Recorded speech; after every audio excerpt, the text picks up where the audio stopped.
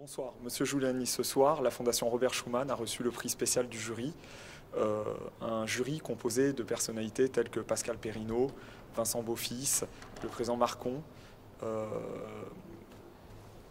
Muriel Imberjean. Qu'est-ce que vous inspire ce prix pour votre fondation? Nous sommes très reconnaissants et puis très fiers aussi d'avoir été distingués parmi tant de think tanks et de laboratoires d'idées français. Beaucoup auraient mérité aussi d'être remarqués, distingués. Mais pour nous, c'est un véritable encouragement parce que notre objectif n'est pas de nous adresser au plus grand public, de communiquer en permanence, mais plutôt de travailler sur les politiques européennes pour essayer d'apporter aux décideurs des solutions à la difficulté des réponses qu'ils doivent apporter à des problèmes de plus en plus complexes. Et c'est vrai que nous sommes très souvent sollicités, sur tous les bancs de l'échiquier politique, mais aussi dans les domaines économiques ou culturels, et que nous essayons d'y répondre. Donc pour nous, ce prix, c'est continuer. Très bien.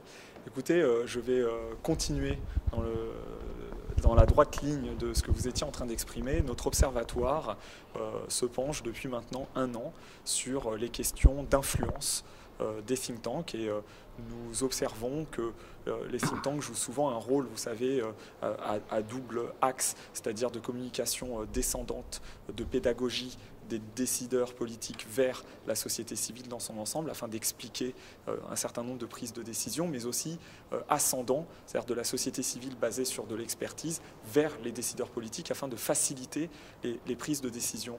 J'aimerais donc revenir sur le rôle peut-être, je dirais, de la Fondation Robert Schuman dans les dispositifs de diplomatie intellectuelle de la France. Écoutez, oui, nous sommes au niveau européen l'un des tout principaux think tanks, en tout cas, je crois, le premier par le nombre de nos publications. Pour vous donner un exemple, notre newsletter hebdomadaire a 200 000 abonnés en 5 langues dans tous les pays de l'Union et au-delà. Elle est lue en Asie, aux États-Unis, etc. Donc nous sommes les seuls Français à faire cela. Et nous sommes les premiers Européens en matière de newsletter, par exemple. Donc la quantité et la qualité de nos publications montrent que la France est très présente dans les débats européens.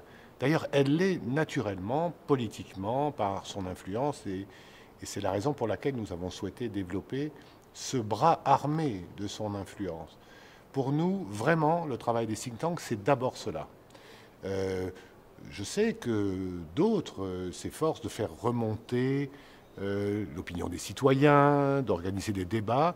Je suis tout à fait respectueux et admiratif de ce travail, mais ce n'est pas celui de la Fondation Schuman, qui est un travail d'influence intellectuelle. Nous faisons du lobbying des idées. Et l'Europe a été créée par des Français. L'Europe s'est beaucoup élargie. Les Français ont le sentiment qu'elle leur échappe un peu, qu'elle ne ressemble plus à celle qu'ils ont créée. Donc, raison de plus pour faire porter en Europe la voix d'une vision française de l'Europe, française et européenne, mais d'origine française, et notre drapeau n'est jamais dans notre poche. Alors, nous apprécions votre franchise et notamment la levée d'un tabou parlant de lobbying, des idées notamment. En ce sens d'ailleurs, nous parlions tout à l'heure lors de la cérémonie de l'accès de plus en plus difficile peut-être pour un certain nombre de structures au financement public et privé, leur permettant de perdurer tant au niveau de la recherche que justement dans la diffusion de leurs idées. À ce titre, je trouve extrêmement intéressant de voir que la Fondation Robert Schuman non seulement développe ses outils de communication, comme une application iPhone par exemple, extrêmement innovante que peu de think tanks ont, mais aussi le fait que la Fondation Robert Schuman est un bureau physique à Bruxelles, si je ne m'abuse, et qui, là encore, nous apparaît comme être une sorte d'ambassade permanente, in situ, là où se prennent les décisions politiques et économiques de l'Union européenne. Comment voyez-vous, je dirais, l'avenir de la Fondation Robert Schuman en termes justement de développement logistique? Écoutez, c'est beaucoup plus que cela. Nous avons un correspondant au moins dans chacune des capitales de l'Union européenne. Et même au-delà, en Russie, en Ukraine, dans tous les pays des Balkans. Nous avons donc des correspondants. Et nous avons un bureau à Bruxelles qui fait partie intégrante de notre dispositif parisien, si je puis dire.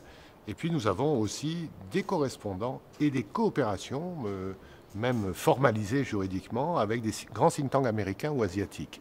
Donc pour nous, aujourd'hui, le champ d'action, c'est le monde, avec une priorité sur l'Europe.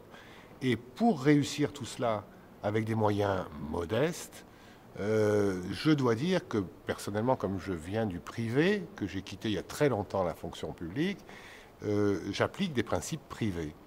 C'est-à-dire que 2 tiers de notre budget est consacré à faire quelque chose, 1 tiers seulement au fonctionnement. C'est quelque chose que je recommanderais aux autres think tanks, ne pas se laisser déborder par les charges de personnel, sont très lourdes dans notre pays, par les charges locatives ou autres. C'est savoir limiter les règles de fonctionnement. C'est d'ailleurs le meilleur moyen de survivre dans la crise. Moi, j'ai réduit le personnel depuis 5 ans, pratiquement de moitié à la Fondation, mais nous avons une petite surprise managériale qui nous permet de faire travailler des personnalités à l'extérieur, des experts reconnus, des experts qui ne veulent pas être connus parfois, et d'avoir une équipe, un noyau dur permanent, stabilisé, qui a des consignes pour travailler dans la durée et qui gère ce réseau d'experts. C'est peut-être une voie française à explorer pour pouvoir survivre avec des moyens beaucoup plus modestes que tous nos partenaires étrangers. Très bien, nous vous remercions de cet entretien et nous vous félicitons encore une fois pour votre prix. Merci beaucoup. C'est moi qui vous remercie. Merci.